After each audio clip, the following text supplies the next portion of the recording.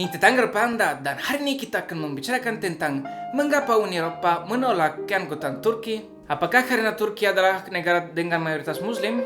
No. Sama sekali bukan karena itu. Dulu nama negara Turki bukanlah Turki. Mereka berubah nama seperti sekarang setelah orang-orang Turk masuk. Turki modern seperti sekarang ini telah melewati persilangan dari banyak kerajaan melalui sejarah. Orang Het, Frigia, Persia, Yunani, Makedonia, Romawi, dan yang terakhir dari semua ini, yaitu orang-orang Turk yang datang dari Asia Tenggara. Kita dapat mengatakan bahwa setidaknya 1500 tahun, Turki di bawah Yunani dan Romawi kuno telah sepenuhnya di bawah dominasi budaya Eropa. Mereka saat itu adalah orang-orang Kristen yang religius, sampai orang-orang Turki ini masuk, yang mana secara budaya sangat dekat dengan orang Yunani dan Latin kuno. Ketika orang-orang Turk masuk dan mendirikan Kekaisaran Ottoman, itu adalah salah satu kekaisaran terkuat saat itu, dan terus-menerus mengkacam negara-negara Eropa dan Rusia juga, dengan pasukannya yang sangat kuat. Setelah Perang Dunia Pertama, Kekaisaran Ottoman runtuh, dan mereka menjadi negara yang sangat lemah baik secara ekonomi maupun militer. Selama periode ini, Mustafa Kemal Atatürk berkuasa. Niat Mustafa Kemal Atatürk adalah mendekatkan Turki ke Eropa secara budaya. Dia mengubah tulisan Arab dengan alfabet Latin, dia mengadopsi konstitusi yang mirip dengan Swiss, dan berhenti memaksakan fez dan hijab kepada rakyatnya sendiri. Imam hanya bisa diangkat dari pemerintah. Turki bahkan memberi perempuan hak untuk memilih di hadapan beberapa negara Eropa seperti Perancis dan Italia.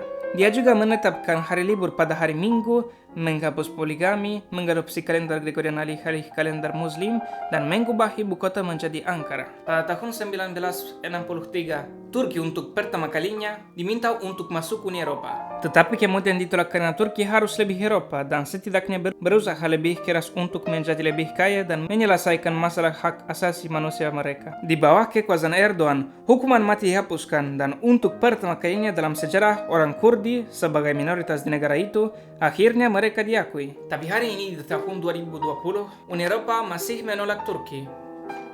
Kenapa? Ada yang bilang itu karena populasi Islam akan berubah dari 5% menjadi 20% di Uni Eropa. Tapi bukan itu masalahnya. Masalahnya adalah Turki tidak mengakui genosida terhadap orang Armenia dan Syria yang dilakukan 100 tahun lalu. Selama periode itu, Turki membunuh hampir 15 populasinya di kamp-kamp deportasi, terutama karena mereka adalah minoritas Kristen. Turki terkadang menganiaya orang Kurdi dan menghapus bantuan keuangan dan ekonomi dari wilayah Kurdi. Dewan Eropa menganggap Erdogan sebagai diktator yang mengambil alih kekuasaan melalui kudeta. Ekonomi Turki relatif lemah dan inflasi terlalu tinggi untuk dianggap sebagai negara yang stabil.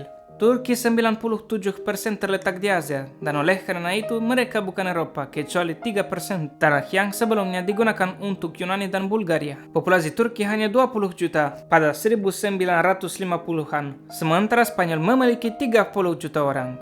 Italia dan Prancis 40 juta, dan Jerman 70 juta. Saat ini, jika Turki masuk ke Uni Eropa, itu akan menjadi negara teradab dan juga yang terbesar dari segi permukaan. Dewan Eropa memberikan 5 kursi di parlemen untuk setiap negara, dan kemudian 1 kursi lagi untuk setiap 1 juta orang yang dimiliki suatu negara. Oleh karena itu, Turki akan menjadi negara yang relatif miskin, yang ekonominya mirip dengan Belanda, yang memiliki kekuatan politik lebih besar di parlemen daripada Jerman, negara yang 5 kali lebih kuat secara ekonomi. Jadi, setelah semua hal dipertimbangkan, Turki hampir tidak bisa diterima di Uni Eropa. Turki memang akan menjadi anggota yang baik untuk ekonomi Eropa, tetapi mereka dianggap sebagai negara yang terlalu lemah untuk memegang terlalu banyak kekuasaan hanya karena terlalu banyak orang yang tinggal di dalamnya. Sekian untuk hari ini, ke video berikutnya.